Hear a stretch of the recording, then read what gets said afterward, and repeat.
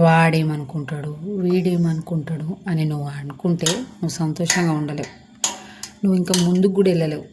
ఇక్కడనే స్టక్ అయిపోతావు.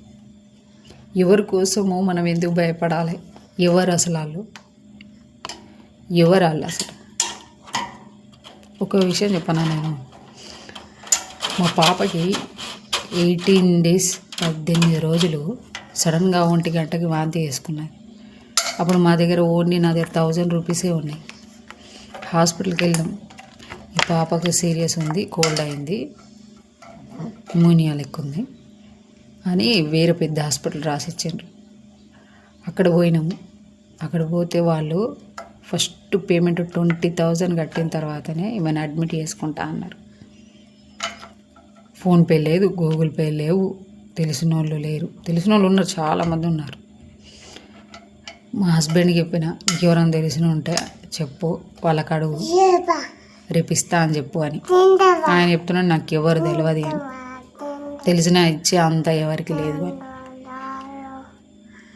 తర్వాత నేను వైజాగ్కి ఫోన్ చేసి, అంటే వాళ్ళు మా రిలేషన్ కాదు, ఎవరు కాదు, కాకపోతే నేను వర్క్ చేసి అతన్ని అడుగుదామని అనుకుంటే అప్పుడు 1 గంటకి అప్పుడు 2 అవుతుంది.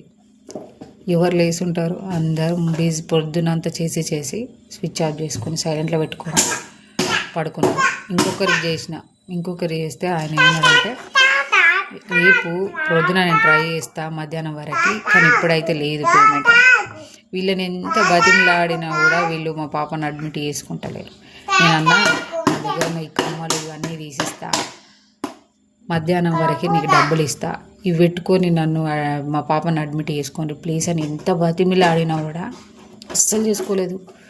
ఇక అప్పుడు నాకు పెద్ద ఆపరేషన్, C-సెక్షన్ అయినా కూడా అక్కడ కూర్చొని అలా నా గురించి నేను మర్చిపోయి మన గురించి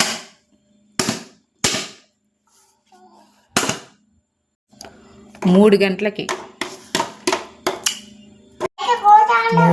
అడ్మిట్ చేసుకున్నారు.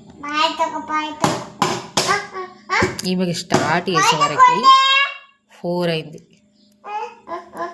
2 daysకి మాకు 25,000 అయిపోయింది బిల్లే, ఓన్లీ మిగతా తీసుకున్నాం.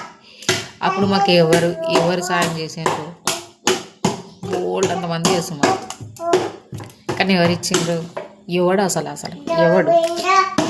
ఎవడి కోసం మనము ఇది చేయకుండా ఎవరికి కాదు. నేనైతే